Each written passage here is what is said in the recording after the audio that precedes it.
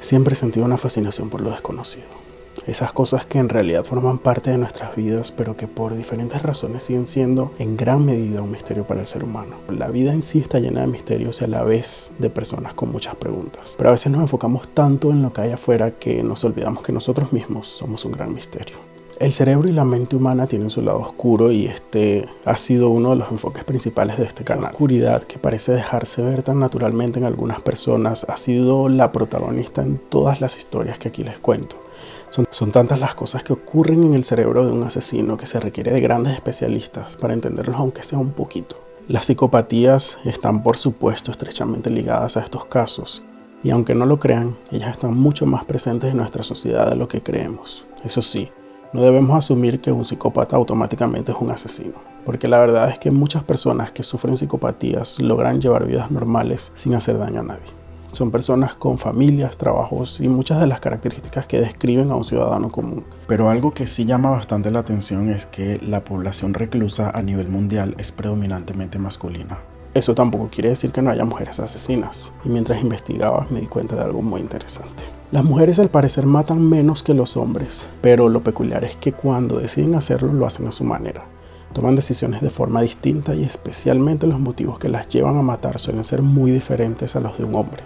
Al parecer las mujeres tienen un perfil criminal que las diferencia del sexo masculino. Esto fue suficiente para querer investigar más sobre ellas. A simple vista puede que veamos a una madre abnegada, una esposa, una abuela cariñosa o una enfermera con mucha vocación, pero puede que esto solo sea el disfraz que utilizan para ocultar algo mucho más sombrío de lo que creemos. En esta serie me adentraré un poco en el lado oscuro de la mente femenina.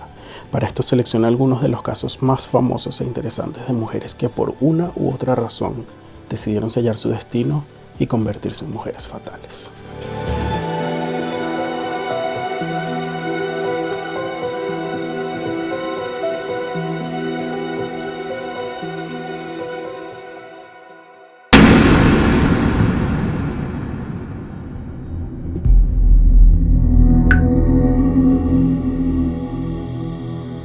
¿Qué es lo que hace que una mujer cometa un crimen? ¿Qué la impulsa a asesinar a alguien? Cuando un hombre asesina, por lo general lo hace por placer, buscando satisfacer algún tipo de deseo, y son bastante ególatras. Las mujeres, por el contrario, son mucho más meticulosas, son calculadoras y silenciosas. Tienden a analizar todos sus pasos antes de proceder. Las mujeres generalmente tienen un objetivo en mente y este es frecuentemente conseguir estatus, bienes materiales o incluso a otra persona. Por su parte, los hombres no parecen necesitar un motivo claro, simplemente se dejan llevar por lo que sea que su mente les esté pidiendo y disfrutan jugando al gato y al ratón con la policía. Por supuesto, también están los ególatras y narcisistas que en efecto quieren ser reconocidos por lo que hacen. Ellos quieren asegurarse de tener toda la atención posible y cuando los medios de comunicación empiezan a hablar de ellos, aún más grandes e importantes se sienten. Los asesinos seriales masculinos se hacen famosos por sus actos sangrientos e incomprensibles. Las mujeres por su lado prefieren ser mucho más silenciosas y recurren a métodos que, digamos, no atraigan muchas miradas. ¿Ustedes creen que eso pueda de alguna manera influir en las estadísticas? No lo sé. Antes de continuar, recuerda que puedes suscribirte al canal si te gusta este tipo de contenido. Así no solo estarás apoyándome de una forma fácil y efectiva, sino que además estarás entrenando al algoritmo para que te muestre solo el contenido que te interesa. Si no te quieres perder el próximo caso, activa la campanita de notificaciones y no olvides dejar un me gusta y, por qué no, compartirlo con alguien que le guste el misterio. Ahora sin más preámbulo, continuemos.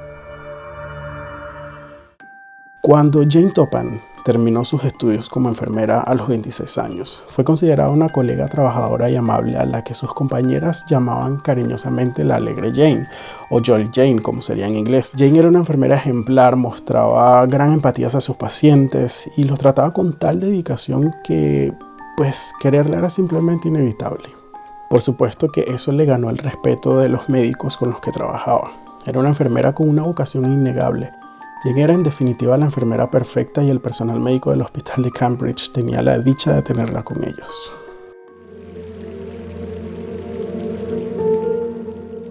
Jane Toppan nació bajo el nombre de Honora Kelly en 1854 en Boston, Massachusetts. Provenía de una familia de inmigrantes irlandeses. Sus padres, Bridget y Peter Kelly, habían llegado a Estados Unidos huyendo de la hambruna y buscando una mejor vida. Lamentablemente se encontraron con mucha discriminación hacia los irlandeses. Los tachaban de borrachos, vagos y otras cosas negativas. No les daban trabajo e incluso cuando ponían anuncios solicitando personal añadían una nota abajo pidiendo a los irlandeses que se abstuvieran. Toda esa situación tan negativa le afectaba mucho al ser hija de irlandeses y no solo a ella, también a sus dos hermanas mayores Nellie y Delia Josephine. Su madre Bridget murió de tuberculosis después de tenerla a ella, por lo que Jane y sus hermanas tuvieron que vivir con su padre Peter Kelly, un hombre afectado profundamente por la muerte de su mujer. Su corazón roto lo hizo abandonarse y descuidar a sus hijas. Irónicamente se volvió un hombre violento y alcohólico. Sus hijas no tenían ningún tipo de futuro con él. La familia se quebró por completo y cayeron en la pobreza extrema.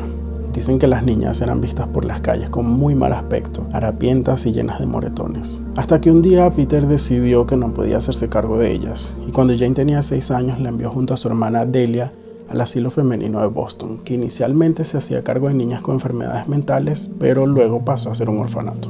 Durante su ingreso al orfanato escribieron en el expediente que las niñas habían sido rescatadas de un hogar en muy malas condiciones. Su otra hermana Nellie no fue enviada al orfanato, ella fue internada en un asilo mental por presuntamente haber perdido la cordura. Y así se desvaneció lo poco que quedaba de la familia y la vida de Honora con su madre y su padre. Todo pasó a ser un recuerdo. Ninguna de las niñas volvió a ver a su padre, pero una historia local dice que se volvió loco. Cuentan que empezó a trabajar como sastre y un día se cosió sus propios párpados. De ser esto cierto y tomando en cuenta el estado mental de Nellie, sería prueba de que los Kelly tenían una marcada herencia de problemas mentales.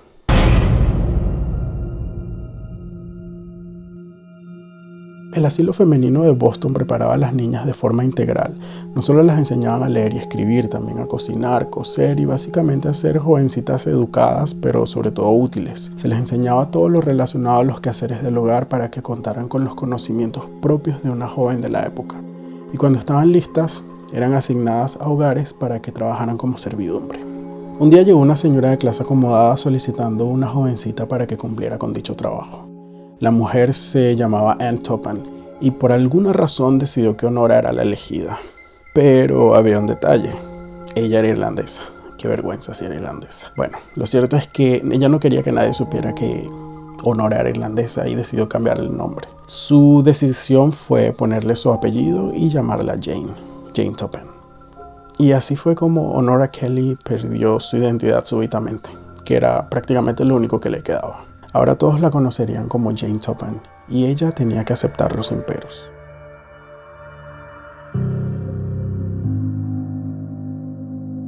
En cuanto a su hermana Delia, la que fue internada con ella en el asilo, no se tiene mucha información, pero se dice que cayó en la prostitución y murió en la calle en muy malas condiciones. La vida con los Topham no era precisamente buena, pero al menos tenía una hermanastra que no era malvada con ella. Elizabeth era de la misma edad que Jane y en realidad se llevaban bastante bien, eran como amigas. Elizabeth la quería y le daba cariño a la hermana, aun cuando la familia constantemente le recordaba a Jane de dónde venía, que era irlandesa y lo inmensamente agradecida que tenía que estar con ellos por haberla adoptado. Siempre pretendían ponerla en su lugar con comentarios desagradables y discriminatorios. Aparte de eso, la criticaban constantemente por su sobrepeso y la comparaban con Elizabeth, que aparentemente era perfecta. Siempre preferían a Elizabeth, sin importar lo que hiciera Jane. Ella siempre sería más linda, más inteligente, más flaca, más todo. Y bueno, ella intentaba aliviar su falta de autoestima comiendo, lo cual era un círculo vicioso al final de todo. Sin embargo, Elizabeth era más gentil y la incluyó en su vida. Le presentó a sus amigos y le dio la oportunidad de probar, aunque sea un poquito de eso que tanto le habían negado a Jane durante toda su vida. De hecho, parecía que le estaba haciendo bien. Jane tenía buenas habilidades sociales y se había vuelto una adolescente muy simpática y alegre. Se divertía en las fiestas y siempre contaba cosas muy interesantes sobre su vida. A todos les parecía que Jane era una chica amable y sociable. A veces trabajaba como niñera de los hijos de los vecinos. Y bueno, en realidad es que Jane transmitía algo. Ella simplemente parecía ser muy confiable. Pero Jane no era más que un personaje creado por Honora para encajar.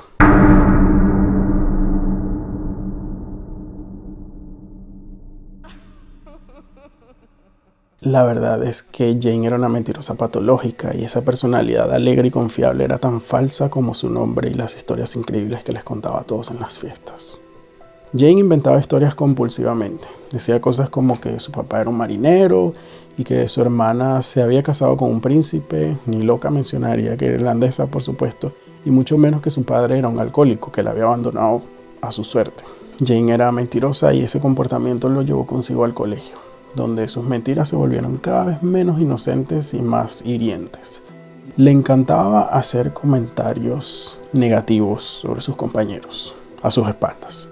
En realidad los metía en problemas y cuando alguien la confrontaba, ella simplemente seguía mintiendo para salir de la situación. Se había transformado en una chismosa y todos la conocían por eso. Ya no era la niña simpática de antes. Su relación con Elizabeth, sin embargo, seguía siendo buena, pero lo que Elizabeth no sabía era que Jane había estado mostrándole una cara falsa. En realidad, Jane sentía una profunda envidia y odio hacia Elizabeth, algo que se intensificaba cada vez que veía cómo los Topham la trataban con preferencia. La consentían, la halagaban y Jane solo miraba. Elizabeth siempre era mejor que Jane ante los ojos de la familia y Jane siempre tuvo que conformarse con las migajas, acompañadas de insultos y desprecios. No recibió cariño y todo el tiempo le recordaban que nadie la querría por gorda y por ser irlandesa. Estaban haciendo lo que les daba la gana con ella y con su autoestima, con su personalidad. Estaban volviéndola nada. Ella pensaba que todo era siempre muy difícil para ella y fácil para las demás niñas de su edad. El complejo de inferioridad que esto desató en Jane era inminente. Ya se pueden imaginar lo fuerte que debe ser eso para una niña. La infancia y la adolescencia son etapas decisivas en nuestras vidas y si le niegas constantemente el afecto, el apoyo y la comprensión a un niño, cuando sea un adulto no hará más que regresar multiplicado todo aquello que le enseñaron, no solamente sus padres, sino también su entorno.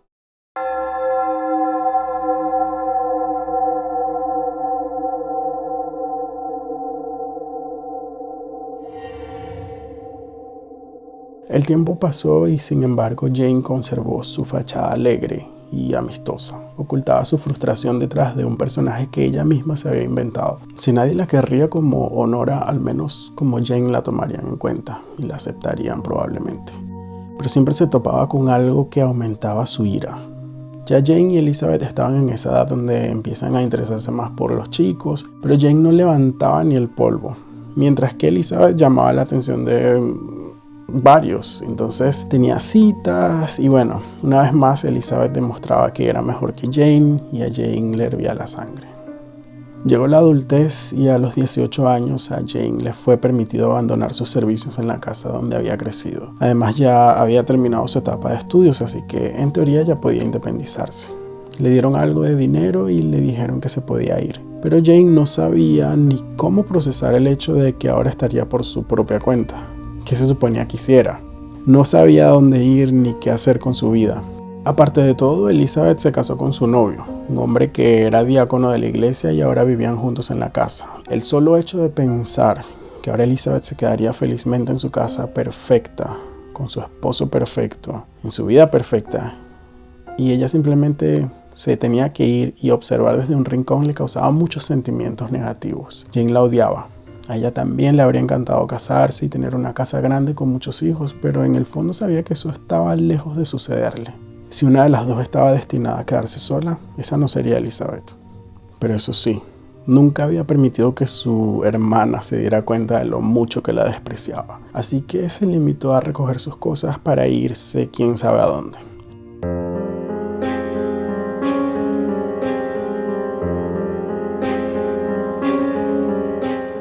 Al poco tiempo la señora Topham murió y le dejó toda su fortuna a Elizabeth y su marido, por supuesto. No hace falta decir que a Jane no le dejó nada, pero Elizabeth le ofreció quedarse en la casa como ama de llaves para que no quedara a la deriva y bueno, Jane aceptó. Pero sus pensamientos seguían siendo los mismos. Ahora después de haber servido a la madre tendría que servir a la hija y eso no le gustaba nada. Sin embargo, bueno, tendría dónde quedarse. Pasó un tiempo y Jane, para sorpresa de muchos, consiguió pareja. Parece que tenía un pretendiente con el que se empezó a ver seguido y, bueno, por fin podría enfocar su atención en alguien que no fuera Elizabeth. Y de hecho parece que consiguió establecer un lazo romántico con este hombre. Con el paso del tiempo la relación se fue enseriando y la pareja hizo oficial su compromiso. Le pusieron fecha al matrimonio y Jane sentía que después de todo la espera había valido la pena. Después de tantas desdichas, ahora estaba segura de que no se quedaría sola como todos decían y esperaban. Pero estaba muy equivocada.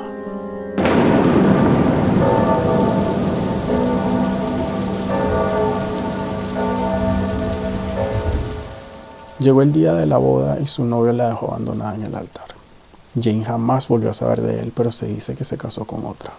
En el año 1887, un tiempo después de ese gran golpe que significó ser abandonada por su prometido, Jane prácticamente aceptó que tal vez se quedaría soltera toda la vida. Ahora tenía 33 años y aunque seguía siendo bastante joven, decidió olvidarse del amor y comenzó a estudiar enfermería en el hospital de Cambridge. Allí se ganó su apodo de la Alegre Jane o Jolly Jane, como sería en inglés. Y bueno, ya saben, debido a su personalidad alegre y extrovertida. Pero era cuestión de tiempo hasta que Jane se dejase ver como era realmente. Mentirosa, problemática, chismosa y además ladrona. Algunas personas nunca cambian y así como tuvo problemas en la escuela cuando era un adolescente, también comenzó a tenerlos en el hospital con sus compañeros. Básicamente porque ella los metía en problemas a ellos, además los robaba, entonces se fue transformando en un verdadero dolor de cabeza para las demás enfermeras. Cuando se encaprichaba con alguien hacía de todo para molestarlo y celebraba cada vez que sus enredos resultaban en el despido de alguna enfermera. La verdad es que muchos llegaron a detestarla.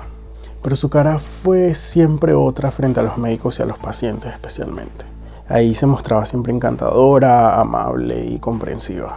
La consideraban una profesional altamente cualificada, compasiva y entusiasta. Es impresionante de verdad lo mucho que sus pacientes la adoraban y los médicos la alababan por su buen trabajo. Además, a nivel profesional le estaba yendo bastante bien. Ahora estaba ganando unos $100 mensuales en una época donde una mujer trabajadora ganaba solo 20. Obviamente que sus jefes consideraban que era un dinero muy bien merecido, indiscutiblemente. Todo esto hasta que comenzaron a ocurrir ciertas cosas que transformaron al hospital de Cambridge en algo más bien sacados de una película de terror.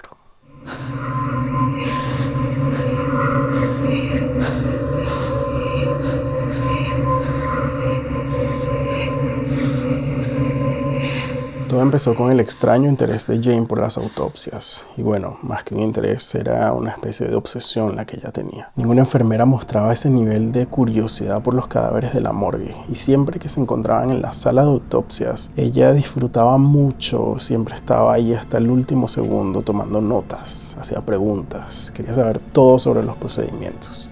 Una vez más, Jane destacaba en su profesión y esta vez sí les pareció un poco raro a todos. Pero bueno, pensaron que era simplemente su forma de ser y al final se acostumbraron a su pequeña excentricidad. Lo que nadie se imaginaba es que Jane en la sala de autopsias estaba empezando a darle rienda suelta a su erotofonofilia, un trastorno que se caracteriza por el placer sexual a través del acto de quitarle la vida a alguien.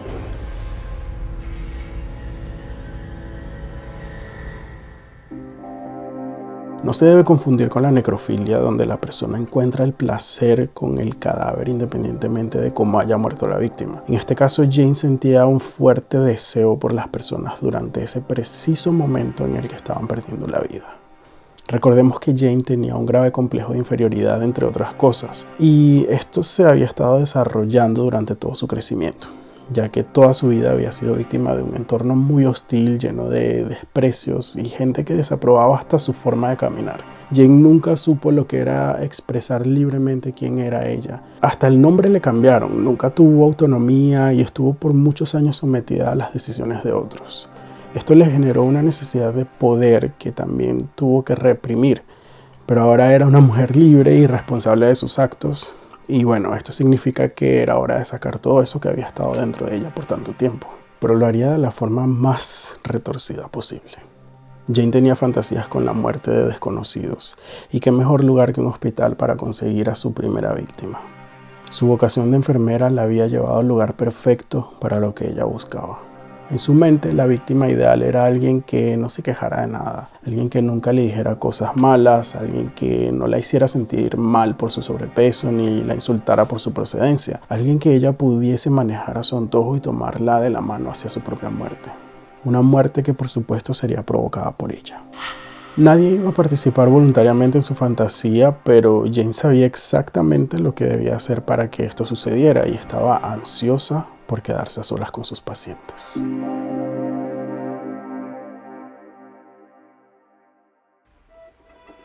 Jane era atenta con sus pacientes, los cuidaba con mucho amor y dedicación y ellos la adoraban. Incluso muchos solicitaban ser atendidos exclusivamente por ella. Cuando llegaba el momento de darles el alta, algunos llegaban al punto de querer quedarse más tiempo solo para poder disfrutar de su agradable compañía. Probablemente eran personas mayores que preferían pasar tiempo con Jane antes que volver a la soledad de sus casas. Pero, sin embargo, ella atendía a pacientes de todas las edades, que también la preferían por encima de las demás enfermeras. Sabía que su disfraz de enfermera amorosa sería la clave para conseguir a sus víctimas. Ellas solitas llegarían hasta ella sin necesidad de esforzarse mucho. Pero Jane tenía algo a su favor también, y es que era una mujer grande y fuerte, así que manipular a un paciente no le resultaba muy difícil. Una vez que los pacientes se encariñaban con ella, alteraba sus historias médicas para que todo encajara con sus planes. Cambiaba las fechas de ingreso y de alta para tenerlos más tiempo bajo su cuidado. Cambiaba los diagnósticos y los medicamentos. En fin, Jane movía todos los hilos para garantizar que su elegido estuviera 100% bajo su poder. Y si de algo estamos seguros es que Jane estaba disfrutando mucho del poder que su profesión le estaba brindando en ese momento.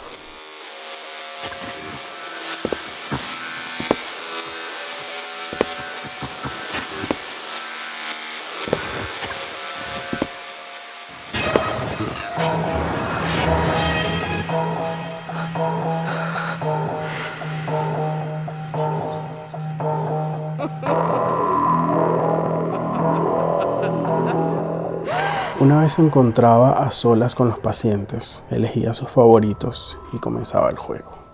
Les inyectaba distintos medicamentos para ver qué reacciones causaban en ellos, pero lo que más le gustaba era dejarlos inconscientes para inmediatamente despertarlos, y así disfrutaba viendo cómo entraban y salían de ese estado de conciencia. Experimentaba principalmente con morfina y estricnina, pero su preferida era la atropina, que sirve como medicación preanestésica. Este es un medicamento sedante y antiespasmódico que actúa sobre el sistema nervioso central, ocasionando que sus pacientes tuvieran grandes dificultades para distinguir los sueños de la realidad.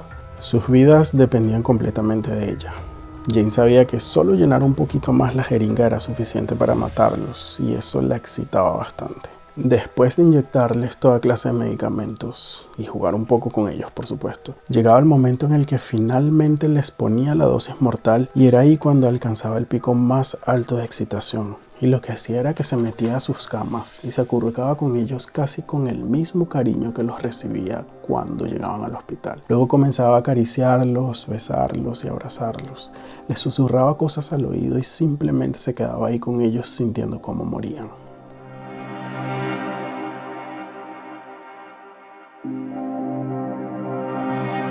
No está muy claro si llegó a hacer algo más allá de las caricias, pero en principio esta era su forma de obtener placer sexual. No sé si se dieron cuenta, pero ella es como una mezcla entre un asesino masculino que mata para principalmente satisfacer un deseo, en este caso un deseo sexual, que también es de los más comunes en hombres, pero con la minuciosidad típica de las asesinas de sexo femenino, que se encargan siempre de que todo salga de acuerdo a un plan y no les interesa ser descubiertas. Una paciente llamada Amelia Finney, quien fue operada en 1887, dijo que Jane le hizo tomar una medicina con un sabor amargo que la hizo perder el conocimiento, y estando inconsciente o casi inconsciente, Jane se metió en su cama y comenzó a besarla, pero algo o alguien la sobresaltó y dejó de inmediato de hacer lo que estaba haciendo. La mañana siguiente la mujer se acordó del hecho y asumió que había sido solo un sueño.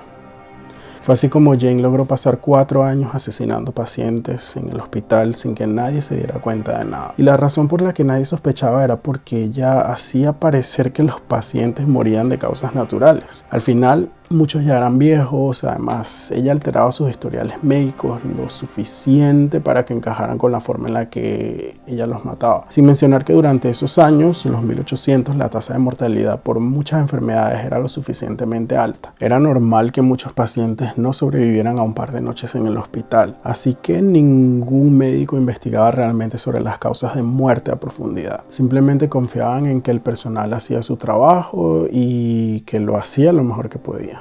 Después de 4 años trabajando y asesinando pacientes en el hospital de Cambridge sin que la descubrieran, Jane fue despedida porque finalmente la descubrieron robando. Pero aún era considerada una excelente enfermera, entonces la despidieron, pero la recomendaron en el hospital de Massachusetts y consiguió el trabajo. Recordemos que su trabajo en el hospital de Cambridge era parte del programa de estudios de enfermería, lo que quiere decir que ella todavía no había recibido oficialmente su título, pero ya había terminado la carrera. Y esto le causó un gran susto porque estuvo a punto de que le anularan el título, pero al final obtuvo su titulación y continuó trabajando. Pero Jane ya se había vuelto tan arrogante y confiada en todo lo que hacía que comenzó a administrar opiáceos indiscriminadamente y eso causó un segundo despido. Al final Jane pensó: ¿saben qué? Yo no necesito de nadie, yo no quiero trabajar más en hospitales, me voy a hacer enfermera privada. Y así lo hizo. Era un trabajo muy bien pagado y le daba mucha más libertad de la que estaba teniendo en el hospital. Ahora que Jane era enfermera privada, ya no tenía que preocuparse por supervisores ni nadie que se interpusiera entre ella y sus víctimas. Tenía el camino despejado para hacer absolutamente todo lo que le provocara con sus pacientes. Nuevamente hizo uso de sus encantos de enfermera amorosa y se volvió bastante solicitada. Sus próximas víctimas serían su arrendador y la esposa de él. Ambos ya eran de la tercera edad y ella había estado viviendo con ellos en la misma casa, lo cual le hizo todo mucho más fácil. Primero envenenó al señor, que se llamaba Israel, y se quedó viviendo con su esposa llamada Lovely por unos 2 años hasta que decidió envenenarla a ella también. Después de esto se fue a vivir con otra paciente, una señora también de avanzada edad que recién había enviudado. Este trabajo lo consiguió a través de la nieta de la señora, que en algún momento conoció a Jane y quedó encantada con ella, lo suficiente como para pedirle que se encargara de su abuela. Le parecía que Jane era una mujer muy alegre y con excelente personalidad, pero por supuesto los planes de Jane eran otros. Al poco tiempo, la anciana murió repentinamente y Jane le dijo a la nieta que se debió a causas naturales. Jane tenía la tranquilidad de que nadie le haría muchas preguntas, porque sus pacientes eran principalmente personas mayores. Esto la dejó lo suficientemente tranquila para salir en búsqueda de su próxima víctima. Un día Jane decidió que era hora de visitar a su queridísima hermanita Elizabeth, que aún vivía con su esposo en la casa de la familia Topham. Su plan era invitarla a pasar unos días juntas a la playa porque al parecer Elizabeth había estado sufriendo de depresión, así que usó esta excusa para llevársela lejos. A Elizabeth le gustó la idea porque ya ella desde un principio había buscado apoyo en Jane, que al fin y al cabo era su única hermana, a quien siempre había tratado con cariño a pesar de lo mal que la trataban los demás. Podría decirse que Elizabeth era la única que se preocupaba por Jane, e irónicamente Elizabeth era a quien Jane más despreciaba. De hecho, cuando se murió la señora Topham, Elizabeth le dejó claro que las puertas de su casa estarían siempre abiertas para ella. Pero bueno, Jane nunca valoró realmente ninguno de los gestos de Elizabeth y la trataba con hipocresía. Sin embargo, de una u otra forma el contacto se mantuvo. Hicieron sus planes para irse juntas a Cape Cod y esa sería la última vez que verían con vida a Elizabeth. Durante el viaje, Jane estuvo envenenando la comida de su hermana con pequeñas dosis de estricnina para matarla lentamente. La estricnina se utiliza comúnmente como veneno para aves y roedores. En dosis mayores a los 25 miligramos puede causar la muerte por asfixia debido a la contractura de los músculos torácicos. Jane disfrutó viendo cómo su hermana se desvanecía con el paso de los días. Se aseguró de que todo ocurriera poco a poco para ella poder disfrutarlo al máximo. Cuando Elizabeth finalmente murió, Jane repitió su ritual de siempre. Se acurrucó en la cama con ella, la besó, la acarició y la observó morir. De todas las muertes, la de su hermana había sido la que más placer le había dado. La sostuve en mis brazos y observé con deleite cómo jadeaba por su vida, dijo Jane más tarde. Jane se mudó nuevamente, esta vez a una casa que era propiedad de una familia de apellido Davis. La familia vivía justo en la casa de al lado, así que Jane formó una relación relativamente estrecha con los dueños. Se veían prácticamente a diario y todos pensaban que era de gran ayuda tanto para la familia como para los vecinos de la zona, que por cierto también se encariñaron con ella. De ese modo comenzó a ganarse su confianza como había hecho en todos los otros casos. Si alguien se enfermaba, ella estaba ahí para atenderlo, darle cualquier remedio que necesitara. Era súper atenta y les hacía ver que ella era alguien en quien podían tener absoluta confianza. Obviamente durante esa fase donde se ganaba su confianza, ella los curaba de verdad. Ahí mostraba todos sus dotes de enfermera y los venenos los dejaba bien guardados. Además aprovechaba para que la familia la financiara cada vez que necesitaba insumos y cosas para el trabajo. Así fue acumulando una deuda con los Davis que rondaba los $500, que equivaldrían a unos $15,000 de la actualidad. La deuda aumentó tanto que la señora Davis le pidió que por favor le devolviera algo de lo que le había prestado. Pero ya sabemos que Jane había tenido problemas relacionados con robo en el pasado y obviamente no tenía pensado pagarles ese dinero. Siempre los envolvía con algún cuento y evadía el tema, pero un día invitó a la señora Davis a que pasara a tomarse algo. y le ofreció un vaso de agua mineral. Esa fue su perdición. El agua estaba cargada de analgésicos y ella terminó inconsciente. Jane la arrastró hasta una habitación y la acostó en la cama, donde la mantuvo una semana entera inyectándole morfina y otras cosas para hacer lo que hacía siempre. La dormía, la despertaba, la volvía a dormir y así sucesivamente. A los Davis les dijo que estaba muy enferma y que ella se estaba encargando de su tratamiento. Claro, para ellos era un alivio tener a Jane ahí, que era enfermera, así que confiaron en sus cuidados y la dejaron en sus manos. La señora Davis, que se llamaba Mattie, se pasó todo ese tiempo adormecida y no era capaz de entender lo que le estaba pasando realmente. Así que tampoco podía pedir ayuda. Jane la tuvo secuestrada toda esa semana hasta que la mató con su acostumbrada dosis de morfina. Pero para Jane no era suficiente con matarla a ella, porque le debía dinero a toda la familia, así que aún debía encargarse del resto de ellos. Y esto en su mente significaba matarlos. Pero no sin antes idear un plan. Como la madre de la familia estaba muerta, Jane se ofreció a mudarse con ellos para ayudarlos y la aceptaron. Como parte de su plan, Jane inició un rumor de que la hija menor de los Davis tenía intenciones de hacerse daño. Al poco tiempo la mató y todos pensaron que ella misma se había envenenado porque no había soportado la pérdida de su madre. Un par de semanas más tarde mató al padre de la familia y luego a Minnie, la hija mayor. Pero lo que Jane no se imaginaba es que ese día no estaban solas. El día en que Jane decidió darle su dosis mortal a la hija mayor de los Davis, se encontraba alguien más en la casa. El suegro de Minnie acababa de llegar, ya saben, de visita, nada extraordinario. Pero Jane no se había dado cuenta. Él sin querer estaba llegando a la casa en el momento exacto en que Jane estaba inyectando a su nuera y lo vio todo sin que Jane se enterara de nada. En el momento no sabía lo que estaba pasando. Pero cuando se enteró que Minnie también había muerto, fue cuando él pudo atar los cabos y fue cuando comenzó a sospechar de esa tal Jane que llegó de la nada cuando todos empezaron a morir. Era muy sospechoso que una familia sana muriera de la nada y que todo coincidiera con la llegada de Jane a sus vidas. Debido a su fuerte sospecha, decidió presionar a los médicos, hacerles preguntas, quería saber todo sobre la muerte de la familia Davis y esa enfermera misteriosa.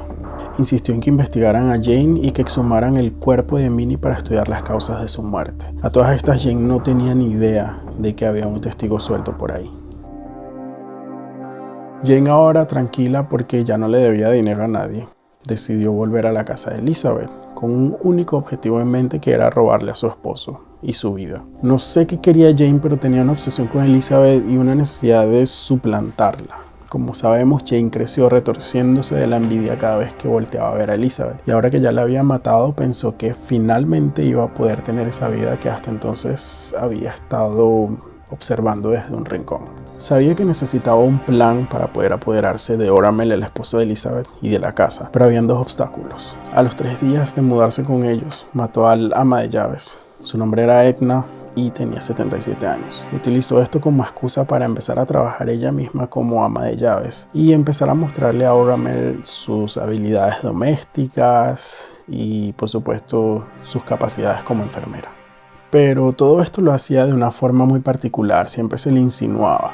Y sí se esforzó y ella sí quería lograrlo porque él era el esposo de Elizabeth y ella quería sentir la satisfacción de que se lo había quitado, superarla, sentirse mejor que ella por primera vez. Sin embargo, Oramel nunca cayó en su trampa y le dejó bien claro que no la quería ni como ama de llaves ni como esposa. Por otra parte, la hermana de Oramel sospechaba muchísimo de Jane.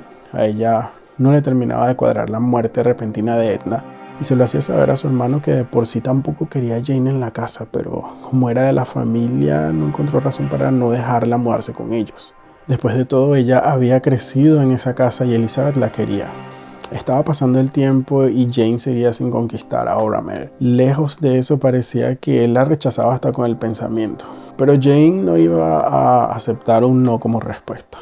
Si Oramel no la elegía voluntariamente, entonces ella lo forzaría a hacerlo. Y qué mejor manera para ganarse el amor de un hombre que envenenándolo. Antes de esto tenía un asuntico pendiente con la hermana de él y ya saben cómo lo solucionó. A los pocos días, la hermana también estaba muerta. Ahora Jane tenía el camino libre para forzar a Oramel a que se casara con ella y se encargó de irlo enfermando poco a poco, como hizo con su fallecida hermana. Una pequeña dosis cada día era suficiente para mantenerlo ahí, necesitando de ella.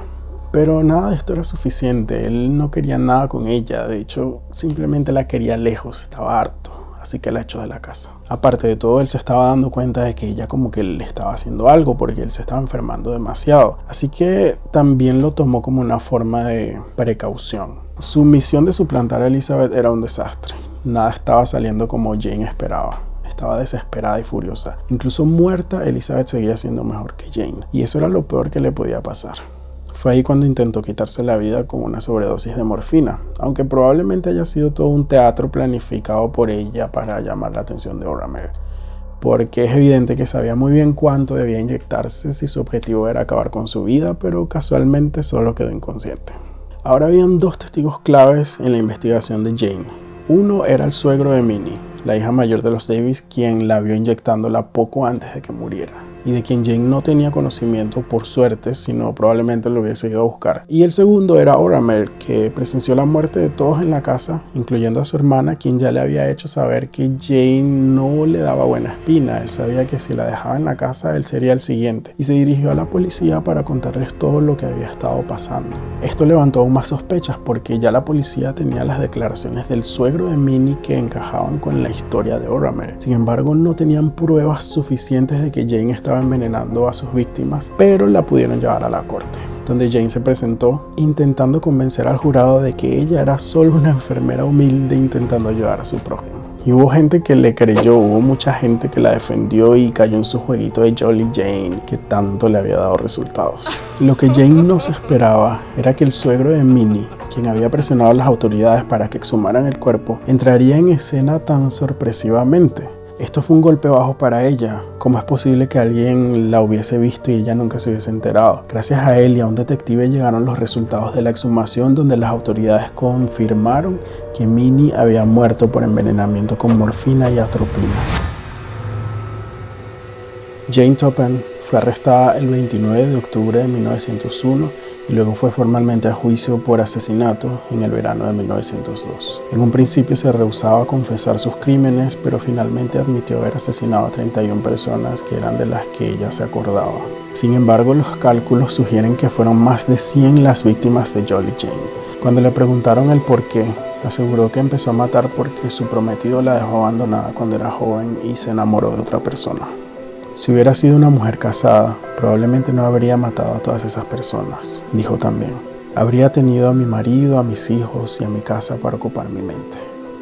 Se celebró un juicio de 8 horas en el juzgado del condado de Barnstable. El jurado deliberó durante 27 minutos y declaró a Jane Toppan inocente por demencia. Pasó el resto de su vida en el Hospital Estatal de Taunton, donde murió de vieja el 17 de agosto de 1938. Jane Toppan es considerada una de las peores asesinas en serie de Estados Unidos. Dicho por la misma Jane, su objetivo era asesinar a más personas indefensas que cualquier hombre o mujer que hubiese existido. En el interrogatorio declaró que le producía placer que los pacientes estuvieran cerca de la muerte. Algunas enfermeras del hospital donde Jane fue recluida recuerdan que Jolly Jane las llamaba a su habitación y con una sonrisa las invitaba a entrar. Luego les decía: trae un poco de morfina, querida, y salgamos a la sala. Tú y yo nos divertiremos mucho viéndolos morir.